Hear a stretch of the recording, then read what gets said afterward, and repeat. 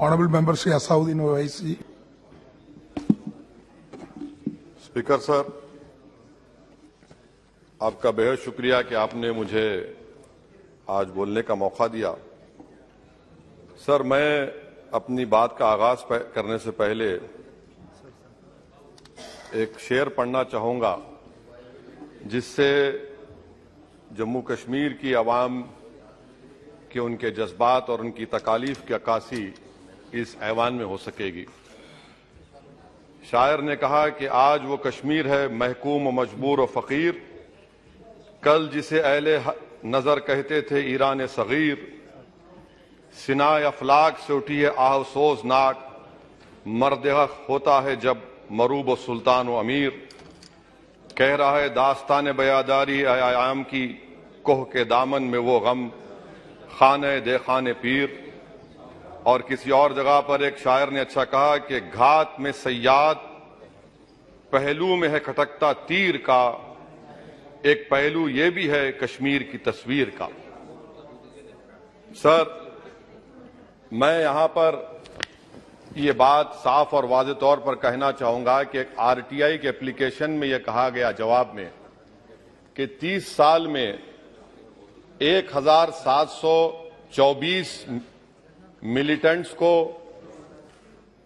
हुकूमत और फौज ने, पुलिस ने उनको मारा, मिलिटेंट्स को, या उनकी मौत हुई, जिसमें से सिर्फ 89 कश्मीरी पंडित का कत्ल हुआ।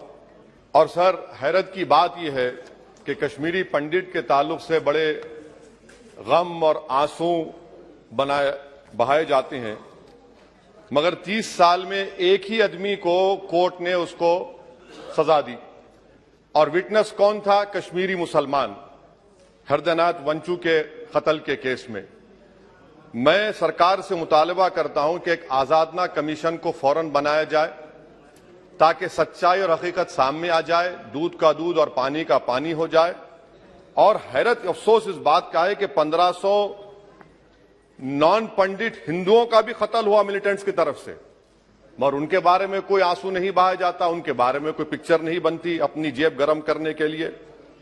सर, दूसरी बात यह है कि जो बात यहां पर सरकार की तरफ से कही गई कि जो डिलिमिटेशन हुआ, असेंबली और पार्लिमानी हलकों की जो हदबंदी की गई, वो बड़ा ही साफ सुथरे तरीके से किया गया।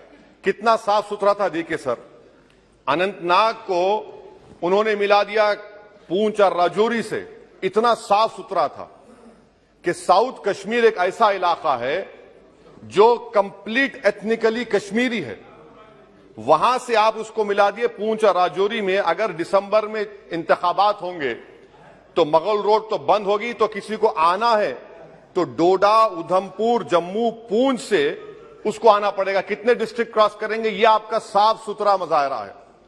तीसरी बात यह है कि सर, मैं मोहतरमा फाइनेंस मिनिस्टर साहिबा जब जवाब देंगे, वो उस ऐवान के जरिए पूरे मुल्क को बता दें कि आपने दफा 370 को, आर्टिकल 370 को हटाने के बाद आपने कहा था कि हर मर्ज का इलाज हो जाएगा। मर्ज का इलाज नहीं हुआ, मर्ज बढ़ गया। जो मर्ज नहीं था पहले, वो मर्ज बढ़ चुका है। मैं आपके जरिए से मोहतरमा फाइनेंस मिनिस्टर साहिबा से जानना चाहूंगा कि इस ऐवान पर आप रख दें कि कितना एक पैसा इन्वेस्ट हुआ नहीं हुआ।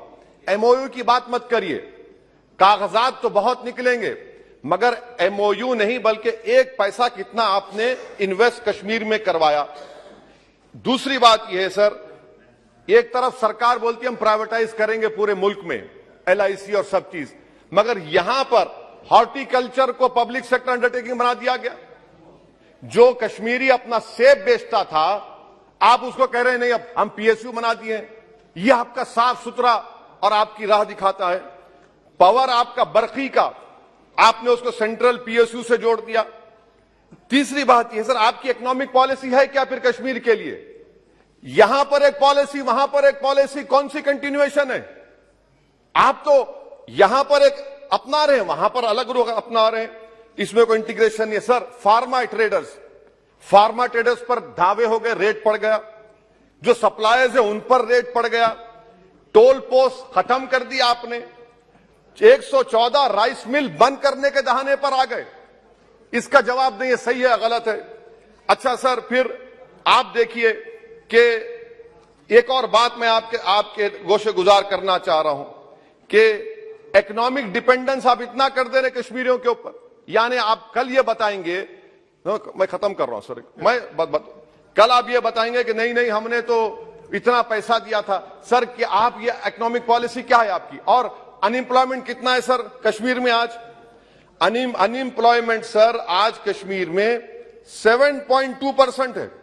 ऑल इंडिया पूरे भारत में ज्यादा अनएम्प्लॉयमेंट है। तो 370 निकाल के आपने क्या किया सर? अनएम्प्लॉयमेंट वहां और बढ़ गया। अच्छा सर, ये और एक बात आपसे कर रहा हूं, JKIDC सर, ये JKIDC ऐसा आपने एक शैतान को बना दिया आपने, वहां पर एक शैतान को क्रिएट कर दिया आपने JKIDC को। और जमीन किसी की भी ली जा सकती है, पुलिस साथ रहेगी और उसके फैसले को कोर्ट में चैलेंज नहीं किया जाएगा। ये जमहूरियत है ना, जमहूरियत में गलत फैसलों को कोर्ट में चैलेंज करेंगे, माने जमीन किसकी भी ले लेंगे, पुलिस का ऑफिसर साथ देंगे।